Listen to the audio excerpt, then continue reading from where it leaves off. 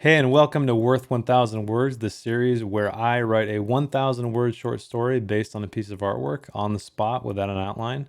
If you're new here, my name is Jason. I'm a fiction writer. And you can see I'm in a new spot. Hopefully, it's a little bit more conducive to creative writing than a garage. I'm going to try to get one of my most inspiring pieces of artwork. I just got it actually, and hang on one sec. So it is the first line from Stephen King's The Gunslinger. Not a huge Stephen King fan. I really respect what he does, but I thought this would be some cool inspiration. And speaking of that, I'm kind of hoping to do a series of videos where I look at first lines of novels, maybe like the top 10 on Amazon or classics or something, or maybe by genre. Because for me, first lines are super important and they really set the stage, and it's something I'm really interested in. And I think if you're a writer, you are as well, right? Getting that first perfect line, it's the very first thing that this reader is going to see to take them into your world. All right, anyway, episode 13. And this one is going to be a little bit different. I shouldn't say different, but the review I did on I'm Thinking of Ending Things, the novel, not the movie, it really got me thinking about expectations and a reader's expectations and a writer's expectations and how to subvert those and when it's right to do so and when it's wrong to do so. If you didn't watch that review, you can check it out here, or let me just give you an example of what I'm talking about. I saw a lot of one-star reviews on Amazon and I was wondering why. And I could see that the novel itself was classified as a horror novel, a thriller, which is kind of what got me to read it in the first place after seeing the movie, more so than the story that I saw on Netflix itself. But then that really got me thinking more about expectations. And I'm sure you know, George R. R. Martin is the king of killing heroes and completely subverting that trope that they always survive. And I thought this artwork I found kind of exemplified that. Even the artist himself wrote a very small poem kind of description of what this creature was and what he was about and how destructive he was. But I wanted to dig a little deeper. I wanted you to look at this art and maybe understand who this character was and hopefully subvert your expectations on where the story went and what he was all about. And for my music choice, I've discovered this genre of music that I've come to really love. It's called dungeon synth. And if you're an old man like me, a kid of the 80s, you'll have fond memories of 8-bit music and synth stuff, you know, in video games in particular. And this genre is kind of a large movement, actually, or I should say more of a cult movement. The music, they put it on cassette tapes now, and it's so funny to see that trend coming back. But anyway, this album I found is by an individual who calls himself the Lunar Lexicon. I thought that it had a really moody atmosphere, and I mean, lunar is in the title, and then moonlight is very apparent, which you'll see next in the artwork. So anyway, sorry that was a long rambling introduction. Oh, one more thing. I'm switching the format up a little bit. I got some feedback that said, particularly because of my last video where I really deconstructed the writing and kind of was telling you what my intentions were and almost asking you if you found it confusing. So this time I'm going to have the artwork follow, or I'm sorry, I'm going to have the artwork and then the story follow that, what I came up with, and then dissect it later after that, just so you're not spoiled by what I'm talking about as I'm narrating what I did. So let me know what you think. Do you prefer that? Maybe that's better for people who just want to hear the story and don't care about writing or my thought process. But anyway, we're going to try it out and see how it goes. So with that said, let's check out today's artwork. Today's artwork is titled Enslaved Giant, and it's by an artist named, and I'm going to butcher this, I'm sure, Eric Szczygiel from Dansk, Poland. And what initially drew me to this image is pretty clear, I think. You have this very ominous giant character in the center, and what I love is you can't see his face at all. It's all obscured by shadow. You have these mysterious people surrounding him, and it looks like they have magic in their hands or something. Is this guy ready to escape? Is it something else? Why is this giant here? And I mentioned what I wanted to do here is play with expectations. So I think if you look at this image, you immediately think that this giant was either a prisoner of war or something where he was clearly taken against his will and left here. And he's a pretty scary looking guy as well. I mean, he's got these insanely long arms and these sharp claws, and who knows what even his face looks like. But what I wanted to explain is that there was a little bit of text that accompanied this image in his process of how he blocked it in with 3D and then did a paint over. But what I found there was a little description, and this, I think, is essentially what we would expect. And I'll read it right now and throw the image up so you can see it. Shall the crypt be opened only when the need arises? Let the warmth of light never touch his face, for he knows no mercy, even for his own kind. So I think the artist is literally painting the picture here that this guy is not to be messed with, and he's to remain in shadow and darkness, and he should only be freed when the need arises, whatever that need may be. Now, I think this is really cool, but what I wanted to do is maybe paint this guy in a different light. Maybe talk about his background even. Maybe he is a victim here. So I think that's what I'm going to play with. Let's see how it goes. All right, let's see what I came up with. The sound of chains, grinding, grinding, grinding. Then a sharpness of sound, crumbling, something broken free. The sound of ice, falling, falling, falling, against the rocks, set free by the mountain waking. The mountain, home, crawling deeper and deeper through tunnels so narrow he thought ribs would break, but the view would be worth it. If the mountain breathed again, it would be over. He hoped it would fall back into slumber.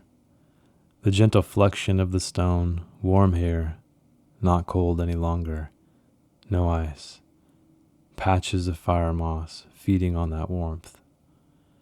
Finally, at the edge of complete blackness, he saw it. It crept into his vision, silver, immense. The moon of the mountain. Vertigo took hold, as it always did, and his fingers found purchase in the cracks and crags. There he watched until his lids held the weight of the mountain, and he, too, slumbered. The sound of chains again. He wasn't home any longer. The sky moon wasn't as bright as the mountain moon, but it crept all the same. The window far above allowed him a glimpse. The weight of armor was pressing harder than the mountain tunnels. It wasn't his, but they dressed him in it, forced it onto his limbs, shaped it, molded it, with hammer and magic. Affixed the chains to hooks. Affixed those chains to pillars, four in all, as many as them. The men spilled from the shadows, cobwebs come to life, each finding its place like every fourth night, like their number. He would never solve the puzzle of these men. There, just out of reach, they played with their lights, their tiny lights, nothing like the mountain moon, or the sky moon, which played with dust and ash and moths, cold like ice chipped from the stone. Words came next from these cobweb men.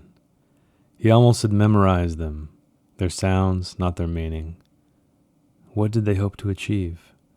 What did they think he was? How he wished he could lie on his back, sink to his knees at the very least. The chains pulled, the armor tightened. How far away was home? Could he break these chains, find his way? Perhaps.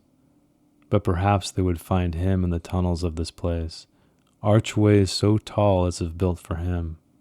Had they been? They would find him with their spears, their hate and fear, but worse still, their belief.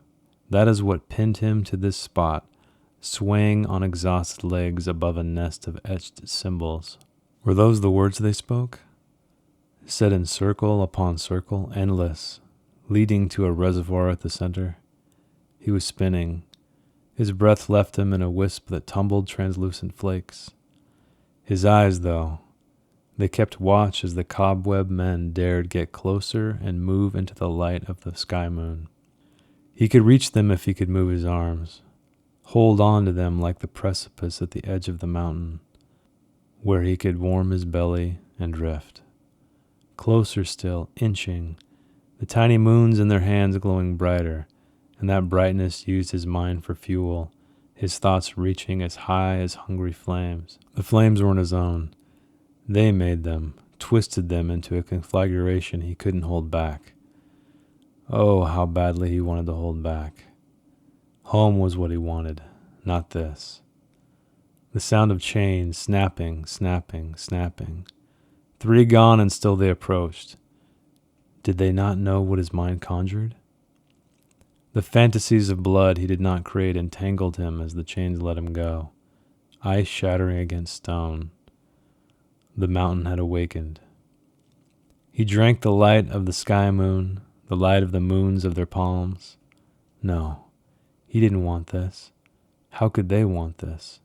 His arms free, raised, fingers spread, nails gleaming, sharpened on mountain stone, nearly a dozen blades running down, slipping through the air as smoothly as those men had emerged from shadow. He made shreds of them, ribbons that curled and danced and had a life of their own. Their screams made him hungrier, and he wept as he continued. One cobweb man on his knees, fingers interlocked in prayer or pleading, looked up at him, blubbering the cursed words they chanted. But the cobweb man didn't look away. He moved closer on bloodied knees, tearing his robes away to expose. Claw tore through torso, splintered bones, worms of entrails, buckets of blood, screams of pain, of ecstasy, of something deeper. A flame kindled amid the fire in his mind, the flame of who he was, surrounded, overwhelmed, devastated. It only wanted a cavern to slither into, find the warm stone, the fire moss, the edge of darkness, and what followed. The room was silent as endless sleep. The flame in his mind was being consumed. The fire nipped at it, wolves playing a sick game. But flames don't bleed, they meld. They become one with the rest. He collapsed to his knees, a moment of rest. His head slumped, aiming his vision at the symbols below him. They pulsed with a life all their own, filled with the blood of these men, overflowing, combining, as the furnace in his mind to the center, which drank them dry. He didn't hear them come. He sensed it. Through the armor they imprisoned him in, a change in the air, a whisper of movement. More cobweb men floated to the spots the others had held, now scattered pulp. The sky moon rose higher, larger and brighter than the moon of the... His eyes were dry. His eyes were lost. His mind was lost. The flame was gone, lost in an ocean of fire. Chains shot out from everywhere, reattaching to the armor's hooks, pulling him to his feet, making him look at them, at what they wanted him to do. He understood their words now, and they were beautiful. So I hope that was somewhat unexpected. I don't think I went as deeply as I would have hoped, but you can see here at the beginning, I'm starting with the chains and creating some kind of, I guess, sing-song tempo. Unfortunately, I didn't really carry that throughout as much as I would have liked. But what I'm trying to do here is equate the sound of these chains to his home, actually where he's from. And here I am talking about the sound of the ice falling, falling, falling. And that is him deep in the belly of the mountain exploring, and the sound of the chains is reminding of him home, essentially. And here we get a little bit deeper into that. So it's almost as if he was hypnotized by these sounds or taken back, and then here I'm a little bit more descriptive of what's happening. What I really wanted to do is explain, or at least give a glimpse into who this giant was.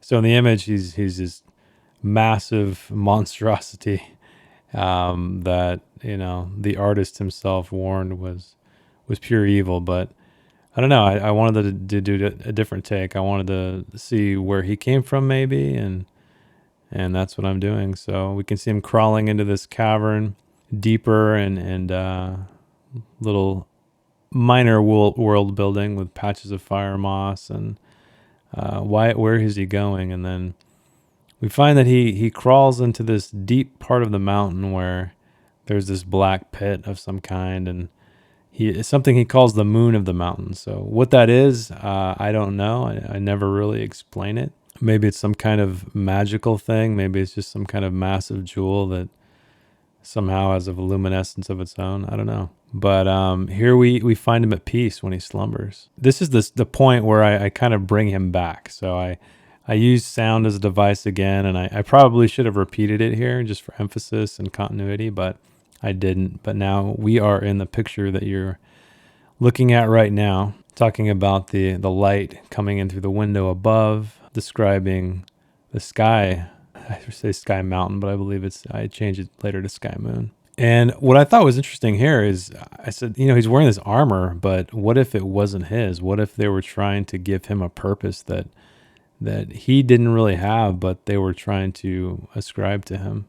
And so I'm describing, how they forced the armor onto his limbs, shaped it, molded it with hammer and magic, and then eventually chained him up. And I haven't yet introduced these three figures, but I assume there would be four if you could see the one on the left in the back. But now these men are appearing, and I continue to call them cobweb men just because of their tattered cloaks. I thought that would be an interesting description for him. And that's another thing I kind of wish I would have done more of tell this story maybe more of in how he might see things. So I do that when he calls, when he describes the moon of the mountain and the sky moon and all that, and a little bit here where he calls them cobweb men. I wish I would have taken advantage more of that language, since this is all from his point of view.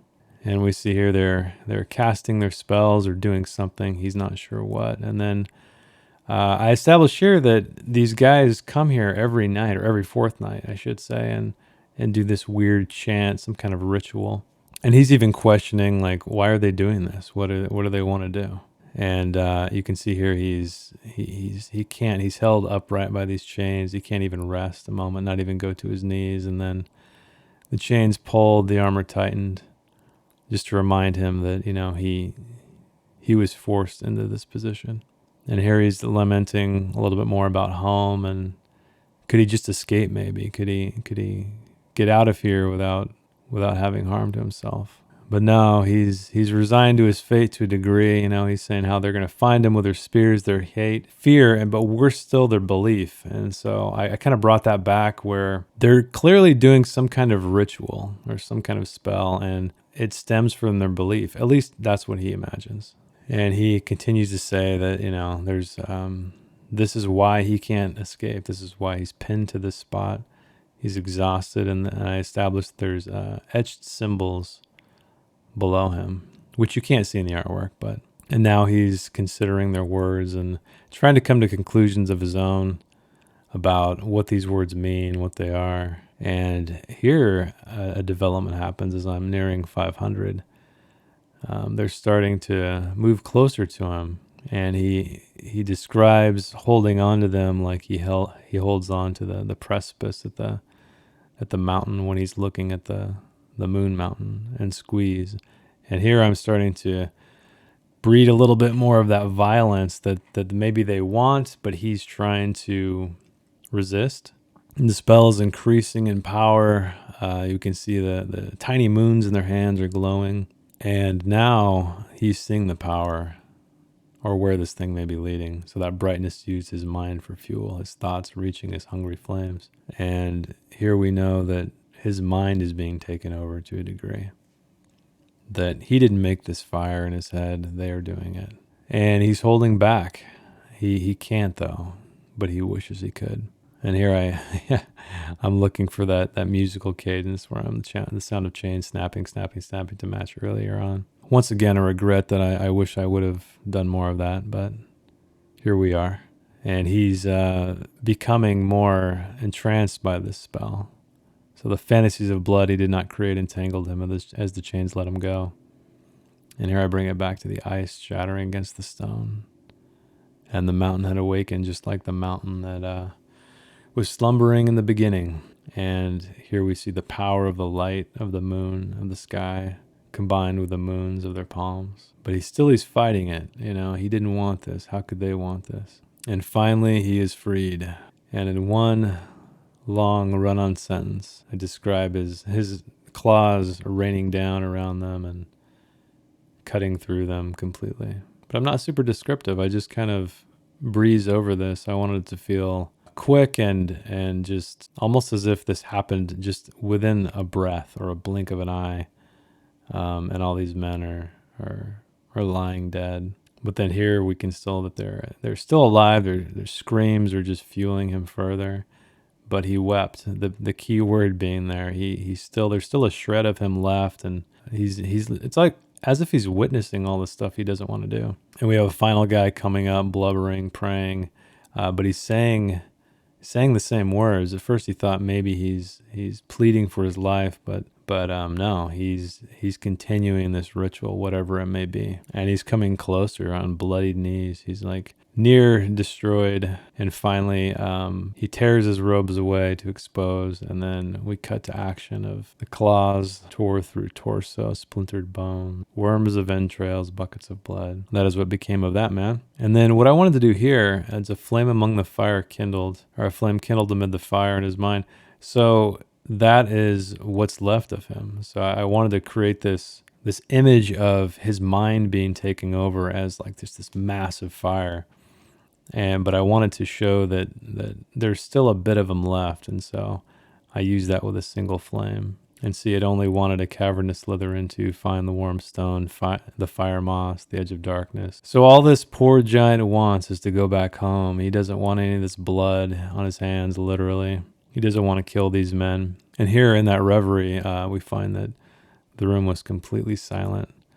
No more screams, everyone's dead, yet still he clings on, or that, I should say, that small flame clings on. And I felt like this one was a little difficult to reach 1,000, actually. I kind of, the structure of it was a little challenging this time around for some reason, I'm not sure. And you'll see that toward the end when I'm running out of fuel.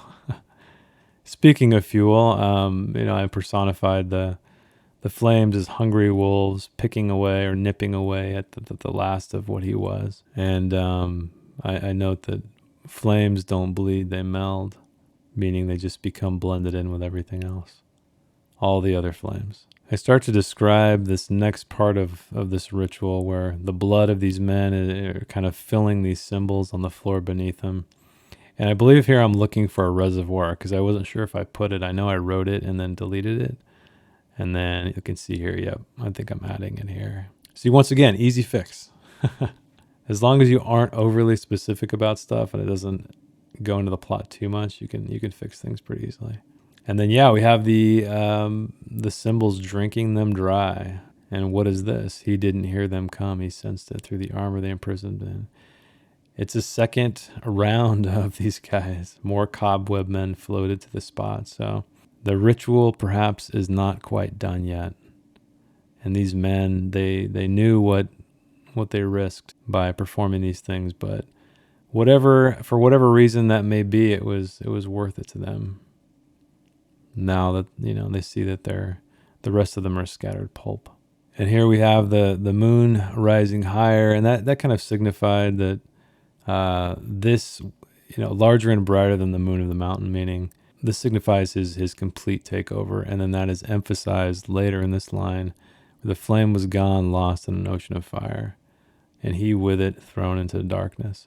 So now he's completely lost. And I wanted to hammer that home, and some of that was particular to what the artist wrote in that bit, where, never let him see the light of day.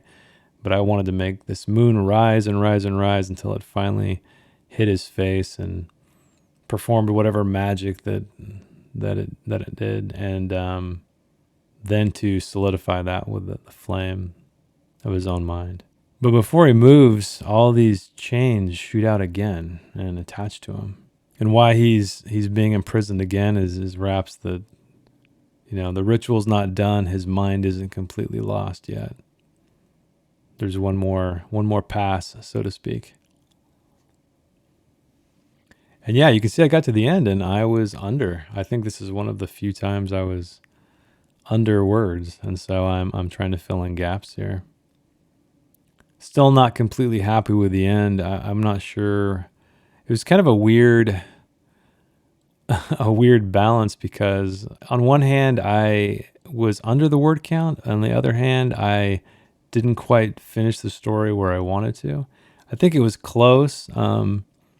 As most of these go, or I should say, as all of these go, sometimes I have no idea how it's going to end. Sometimes I'm lucky, and like at the midpoint when I start to kick the action in toward the climax, I come up with something, and then that leads me to the final words, and usually that tends to make me go over, but that's okay because I think, as I always say, cutting back is kind of a good exercise to do.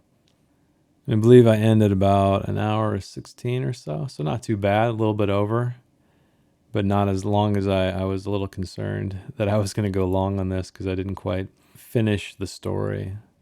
So I knew that he was going to become overpowered and his mind transformed into the monster that they wanted him to be, but I wasn't sure like how he, what's the final thing that happens. And I think if you've watched any of these videos or listened to any of the stories, you'll know that I love stories that come full circle. I should have ended it in some kind of repetitious sentence where as in the beginning when I say, the chains are snapping, snapping, snapping, or grinding, grinding, grinding. That would have been a good end, but I didn't go with that. So you can see at the very end, I didn't even finish it. Chains shot out from everywhere, reattaching, pulling him to him, making him look at them. But and what they wanted him to do, he does become this creature that they hoped. And here it's funny. I only had about 10 or so words, and right at the end, I delete a few sentences and go back because now, even though I filled it out to close to 1,000, it's not quite where I want it to be yet. I don't have that final line. So you can see here, I'm playing with different versions of it. And I'm trying to bring it back to that pit of the mountain moon, trying my damnedest to bring it back to the beginning. And I'm at 1,000, but I'm not. It's just not enough. It's not a good ending, not a good final line. So I decided to go with the words that he can hear, and that was the final nail. So he understood their words now, and they were beautiful. Meaning that puzzle he didn't understand, the etching on the ground. Now that the flame is gone, and he's not weeping anymore, that's it. All right, the headphones off signifies I finished it. And if you've made it this far and you've listened to my explanation, you'll see that I was somewhat disappointed. There were some mechanical things I wanted to do differently, like the repetition of the sounds, which create the images. Even maybe keep him on the brink of completely losing his mind, this giant, versus showing it. I don't know. I definitely wanted to tell a more tragic story of this misunderstood figure who may or may not be being used as a weapon of some kind. So I think in writing, that's what is really important. I mean, is to go for the unexpected, to go for something that doesn't seem as apparent when you first look at the surface of things. Now, is that always a good thing? Not always. I mean, sometimes you do want to serve those expectations and honor the tropes and the genre that you're writing, but some people may find the idea of this giant being sad and just wanting to go home and not wanting to kill these men completely boring. And that's a valid argument. I mean, sometimes you just want this cool creature to destroy shit. And here he did, but it was against his will. And I think that's really the thing I was trying to play here with, is that to slowly show his mind being lost over time, it just being like a kind of a sad, tragic end to this character. Now he still exists, obviously, but he's become something else. And whether or not that's everlasting, I don't know. That's up to you. That's up to whoever else decides to read the story. It was a fun exercise for me. And really, that's what these are trying to be for me, is to give me an opportunity to take something small, finish it, and play with something that maybe I haven't yet done before, or play with something that maybe I read about and wanted to give a try. I'm done now. I'm done rambling. Hopefully this video is not going to be 30 minutes like the last one. Please, please, please send me your artwork if you have any. If not, that's okay. There's an endless supply on ArtStation. I'm sure I'll find something else. I do every week. But thank you for watching. I really hope you got something out of this. I do when I create it. And I hope this really inspires you to try this experiment for yourself. And keep writing, keep reading, and I will see you next week. Thanks again. Bye. If you'd like to read this story in its non-video format, check the link in the description. I didn't add anything else. Promise. Thanks again.